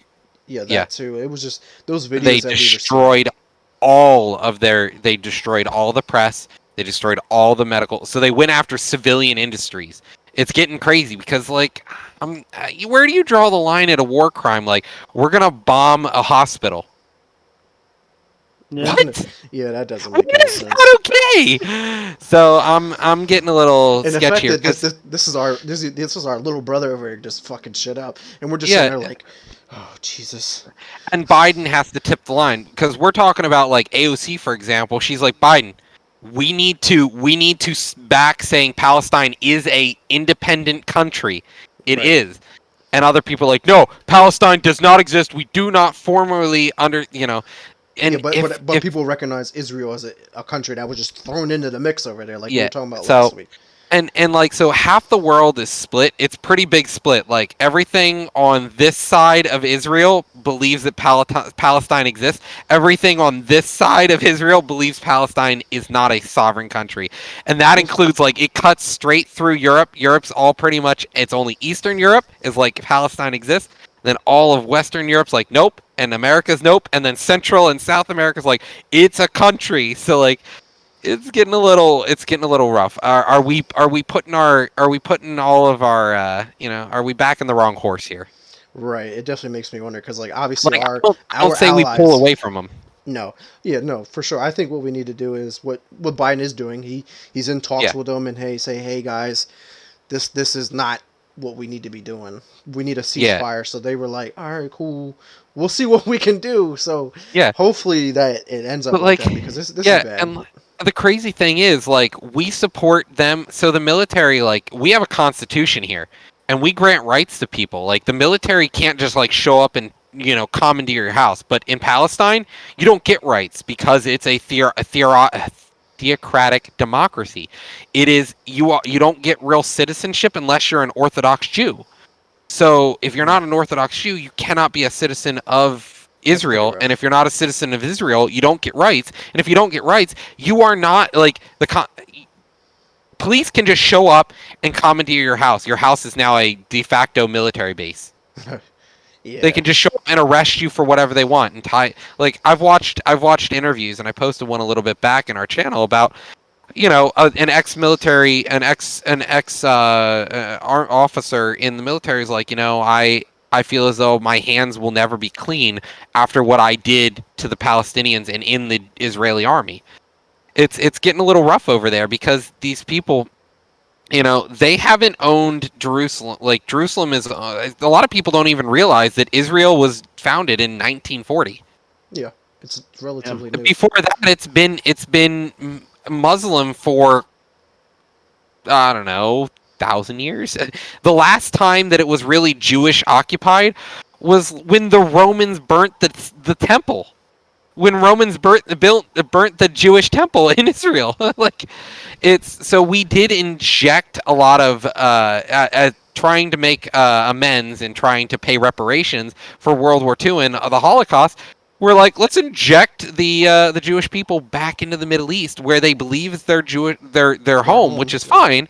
Like, I have nothing wrong with them claiming it because they owned it first. That was their promised land. But we injected them in there, and then we're like, we will back you, and they're just like, okay, guns a-blazing. Yeah, it's crazy. Like, so it's definitely a lot of issues. To give you issues. an example of like that, it's like, say another country really backs the Native Americans, right? And they just like Yeah. throw the Native Americans back into the middle of America. And they're like, there's a sovereign country in the middle of the United States. You know, we're like, oh, the all land along the Susquehanna River goes back to the Susquehannock tribe, and we're like, what? You know how much like tension that would cause? Like, yeah, it's and people are like, yeah, but Israel has the right to. Do they? You've just taken these people who weren't involved in World War II and said you have no rights anymore. We just washed away these Muslim rights. It's a crazy. What's your thoughts on all this craziness going on, J-Riv? I don't know, man. At this point, it's crazy to even think that these Middle Eastern countries are still fighting over so much. You know what I mean? Like forever. It's been hundreds of years. Crazy. Well, and the thing is, they've split down the center. It's just, you know, we've had, you know, Judaism became Christianity. So then there's this split between these two Abrahamic groups. And then after that, another prophet shows up. So now there's three groups. And then within, you know, within Christianity, we've got Eastern Orthodoxy versus Catholicism, now versus Protestantism in the 1500s. So like, you've got all these tensions, and Protestants hate the Catholics. They fought forever.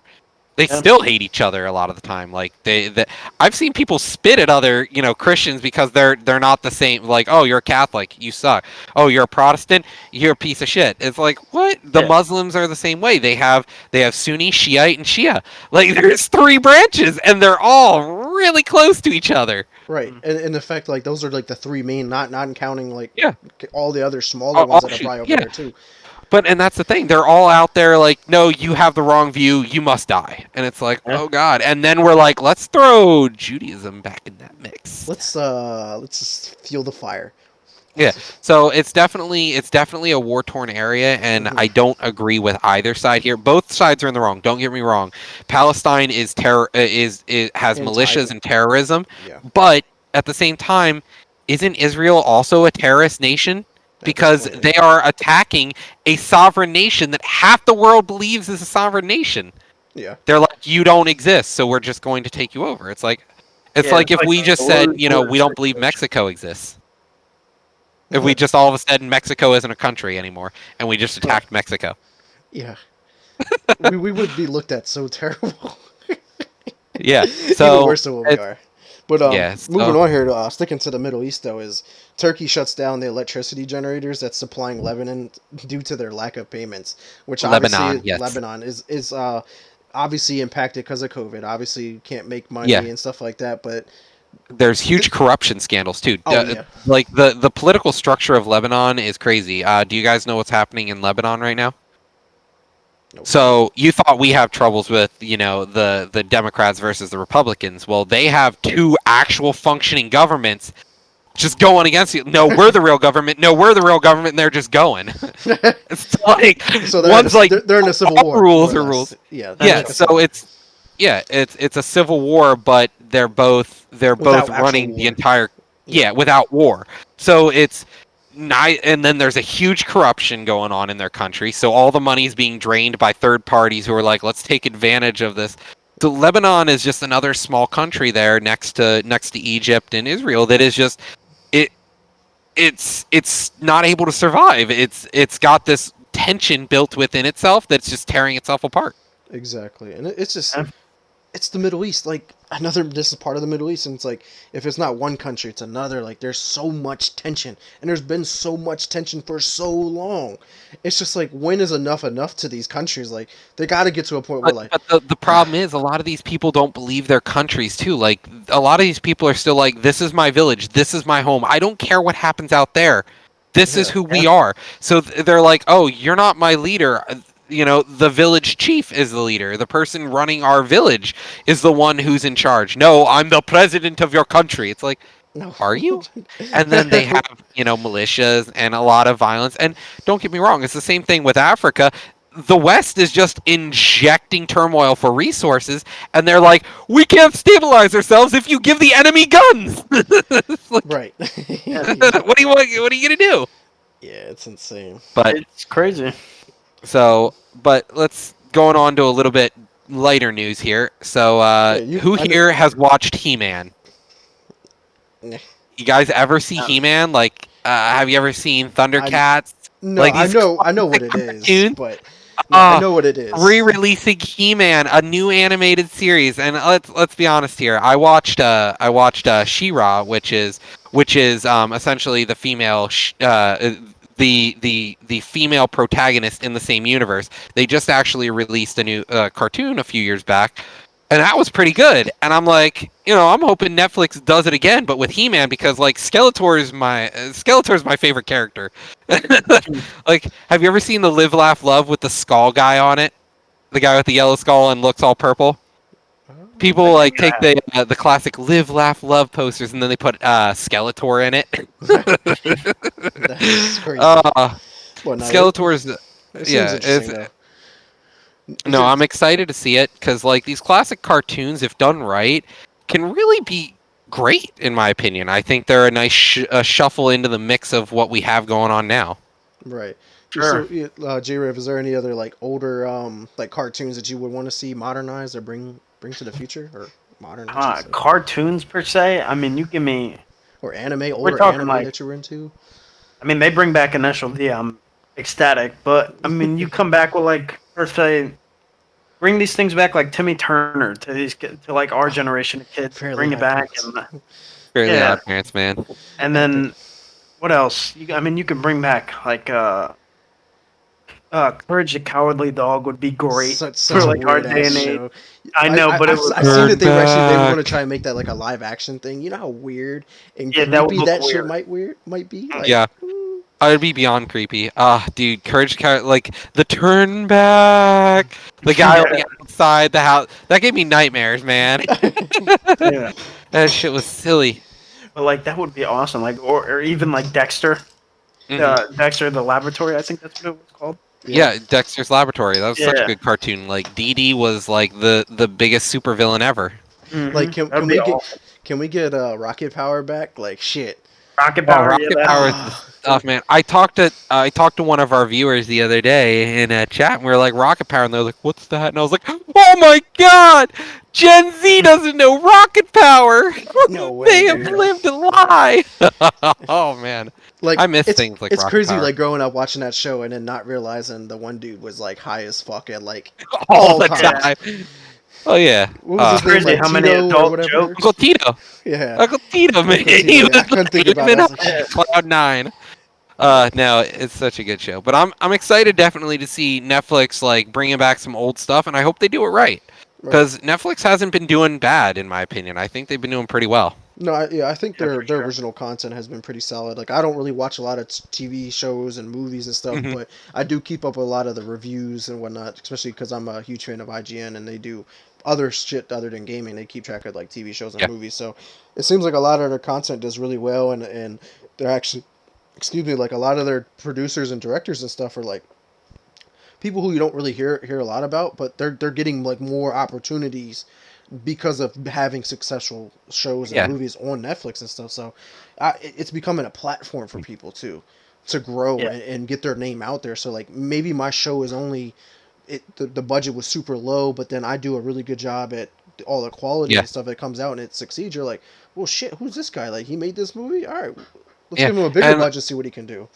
And like the thing though with this is it's made by Kevin Smith, and Kevin Smith's been falling short lately. So that is my only worry. I was talking with one of my friends. Was like, oh no, I didn't realize it was Kevin Smith making it. Clerks. Yeah, that's interesting. I forgot that he does like production and He doesn't really. He'll always take like one role in his stuff he does. Mhm. So maybe he'll voice act like a small minor character. But yeah, hopefully.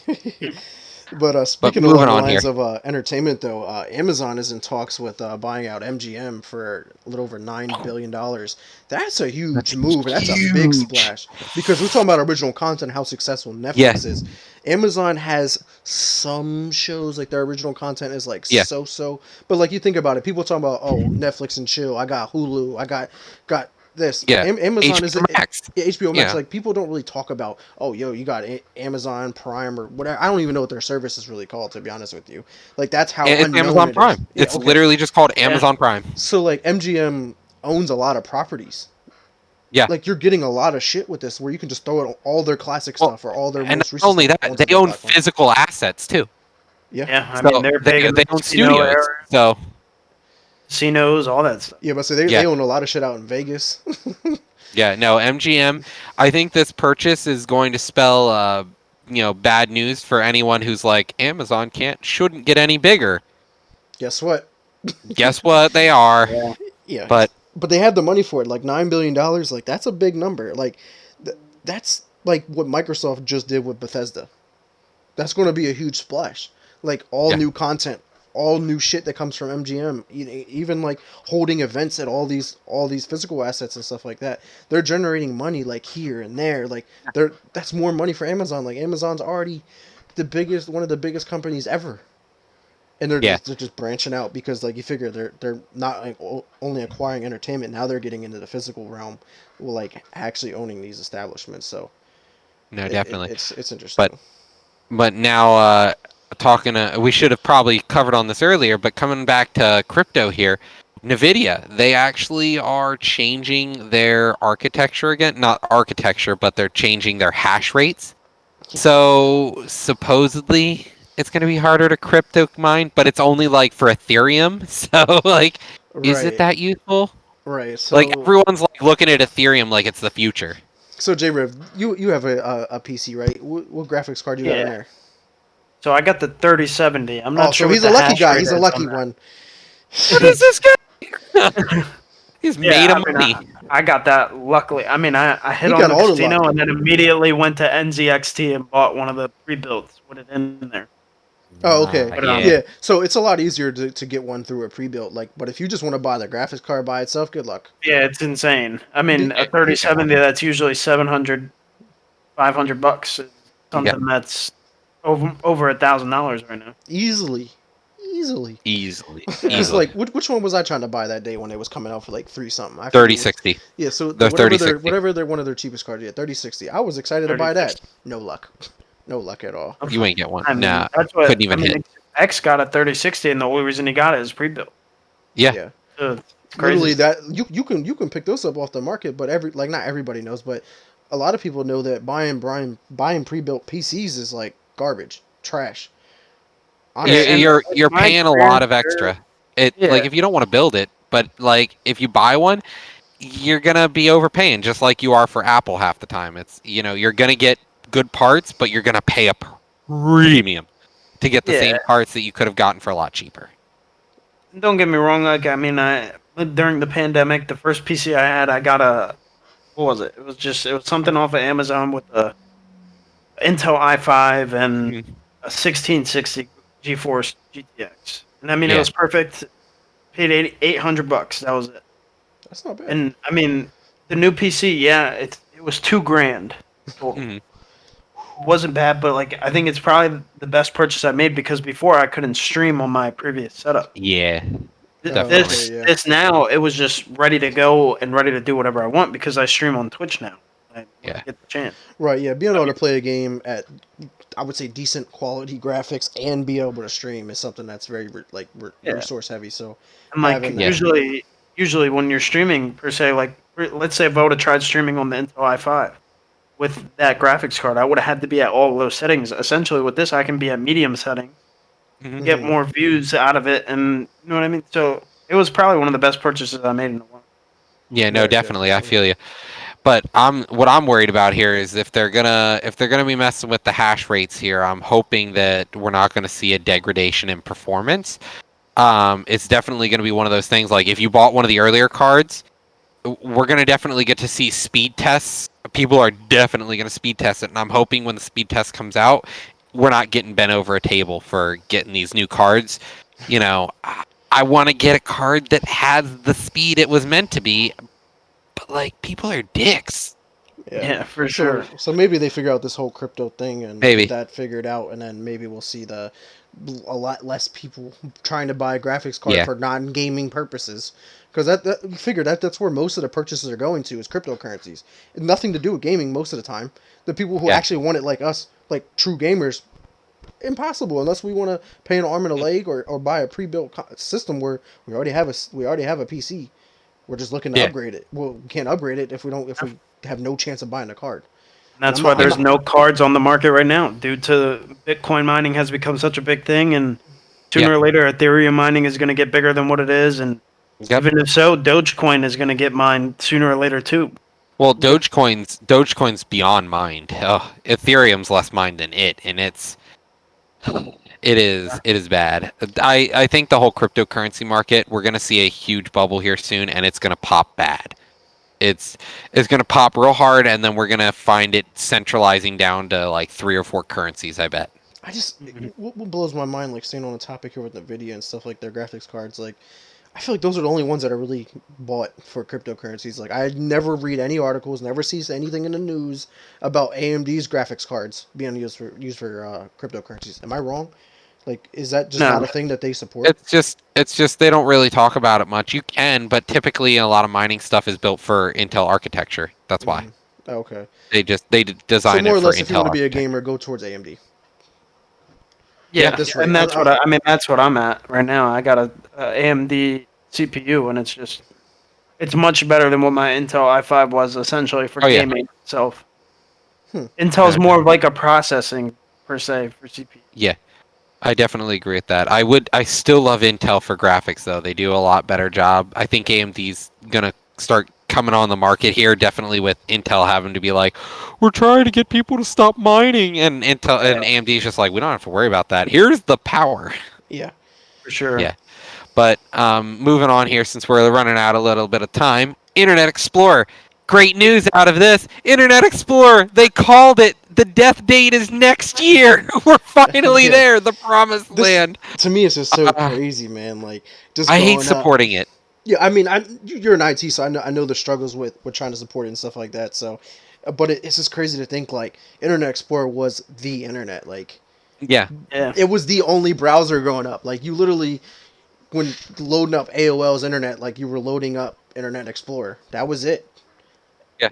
And it was just, I don't know, man. It's just like, we're finally moving past it completely. Gone. Internet Explorer was revolutionary when we had things like Netscape. When Netscape died, we had Internet Explorer. It was a great browser. But then, like, Mozilla hit, Firefox hit, and they're like, we actually care about browsers. And Microsoft was just like, they'll do it better. And then next you know, you got Opera, and then you got Google Chrome, like... Safari, Safari, like they all do it way better than Internet Explorer, and like mind you, Microsoft basically just replaced Internet Explorer with obviously Microsoft Edge, but even Edge, people were just there were 2 iterations too. They had Edge and then Edge Chromium. Like Edge Chromium, I think is fine. There's nothing wrong with it. The Edge before Chromium, though, it's great how you got to call it Edge Chromium, so like you're just basically copying Chrome. Well, no, Chromium isn't even its own thing. Chromium is the browser they're both built off of. They're both built off an open source browser called Chromium. Yeah, it's nice because you can add like specific extensions and just enhance the browser and make it do like have built-in apps to, I don't know, search for things and all kind. Like there's like endless supplies of extensions for Chrome, so it's really cool to see. But you guys have any memories using Internet Explorer back in the day? Mini clip. Mini clip back in the day. We lost Flash, man. Flash, RIP 2020. Man, we're just losing everything that we grew up with, man. We talk about not knowing what you were talking about earlier, the Gen Z not knowing who Rocket Power was. Like, people were probably like, what is Internet Explorer? Mini clip? What is this? Yeah, Club Penguin. Club Penguin was fire. What was it? Neopets? I played the shit out of Neopets, man. Neopets. I literally was saying that as you said it. Neopets is the shit. Man. No, man. No, back in the days when gaming on a computer involved playing on a browser. Like I think it was Adventure Quest or something. There was a whole game and they kept adding different zones and it was like a roguelike and you just started out and you were like, how do you want to do it? And it was like a choose your own adventure flash game. No, there was so many good things. Like back in the days, like Albino Black Sheep, the day when, Oh Jesus! back when the internet, you just random flash videos, dude. Yeah, and those are already Happy Tree Friends. Yeah, Happy Tree Friends. Man, the good old days. The good old days when we was younger, playing games and content. Man, it was rough. Yeah. One thing. Talking. One last thing here though is moving on from kid things is adults only. Well, I mean, Happy Tree Friends isn't a kid thing. Oh yeah, you're right. You're right. I forgot. Yeah. So sticking with that whole adult theme now is eBay's banning adult only video games. Why? Yeah, that was my exact thing. I was like, all right, I played Leisure Shoot Larry. I played some adult only video games. Like, I get it. Like, you don't want it in the hands of the kid. That's fine.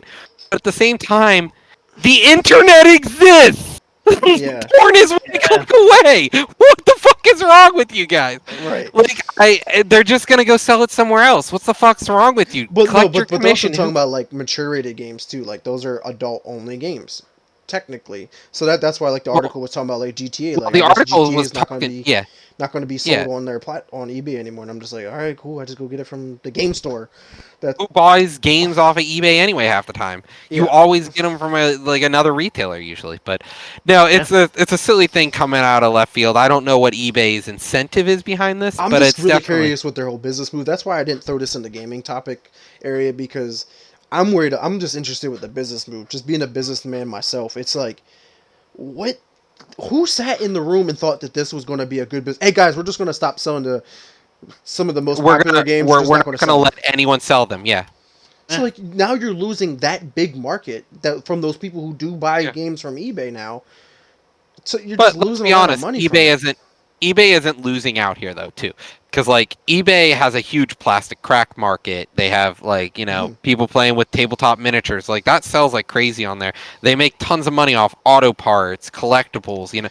So I honestly don't think they're losing much. Yeah, but in the same breath, like eBay has always been known for like that secondhand store. Like, yeah, I'm going to resell this. You can't find those old gems. Like, I'm not calling Leisure Suit Larry an old gem, but somebody out there may want that, and like you're not going to be able to find it on an auction anymore. Right. Yeah. So sure. It's definitely interesting to see how that impact eBay. Sometimes I even forget eBay's even a thing still because like growing up, like let's revert back to Internet Explorer. eBay to us was, oh, let me go in there and bid on something. Let me see if I can outbid somebody for something. And then they're like, oh, here's a bidding service now, and now eBay's just like, we have our own built-in service. You just tell us how much you're gonna pay, and we'll auto bid it. Yeah, it's now like, it's just buy now. All right, cool. Fuck it. Yeah. Let me just Which is bypass nice, the bidding. well, yeah, that too. But that's a normal auction sometimes too. You can buy stuff. Yeah, exactly. So it's interesting to see that, but I don't know. Interesting business move for eBay. Sure. I wanted to see if this will impact eBay more than we even can see later down the road. So we'll definitely see that. But you guys have any last comments, remarks, or anything before we close out this week's episode? No, just shout out to all the viewers who stuck with us. Thanks for stopping by. Really appreciate you. Let us know if you ever want to stop by and talk with us. Yeah, as you can see, we get great guests on the show. We got J Riv coming out today, so we definitely want to give J Riv a big shout out for joining us today. Thanks very much, man. No, I appreciate it. I appreciate being on. Yeah, no good doubt. time. We'll definitely have to Hopefully get you I'll on come again. back soon. Yeah, but sure. we're going to start getting some reoccurring guests and stuff like that, and I'd definitely be down. Always adds to the just the thought, man. The community, different perspective, and stuff like that. Sure. So yeah, it's pretty cool. But definitely want to reach out, let everybody know we do have a special announcement. We are working on an idea to separate our gaming news and our world news to their own separate respective podcasts. So like that's still in the early stages of planning, so we can so these episodes don't drag out as long, So we're definitely in the works. We're gonna name it. We're gonna advertise it and pick out a day and a time for that. So and different schedules are adjusting. So we're definitely be on the lookout for all those updates. For sure, but like Roger said, I want to thank all our viewers, both live that joined us on today at Twitch, and all the viewers who check us out later on YouTube. But if you do want to check these episodes out, every Thursday at 7 p.m. right now.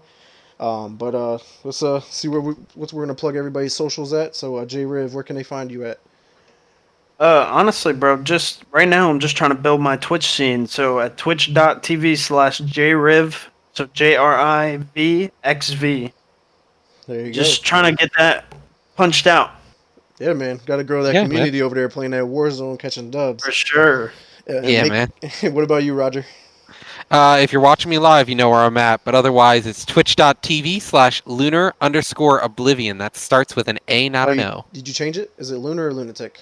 Lunatic, sorry. Was like, Lunatic oblivion underscore. Lunatic_Oblivion. You'll check Yeah. it out in the comments. So, but me definitely want to ask everybody to continue to check out all the content we got on the Chill Zones YouTube channel. We're also on a lot of the podcasting services. I'm only able to upload a couple episodes at a time. So right now we got the gaming podcast, Early Days, on Spotify, Apple Music, Pandora, and Amazon's podcasting services. So check those out. Also the talk show every Friday at 7 p.m. as well. Tomorrow episode at 6 p.m. featuring JD. If anybody's familiar, he was on this show before. So come check us out there. But you can find me at Twitter at Mr. Never Chillin _, Xbox X Never Space Chillin. If you want a game, hit me up. Even hop in a party chat, or check me out at Facebook, Vic Brubacher. If you have any questions, concerns, want to come on the show, hit me up. And also on my twitch.tv/Mr. Never Chillin, both for the talk show and anything that I stream gaming related. But I want to say thanks again to everybody. But until next time, peace. Peace. Peace.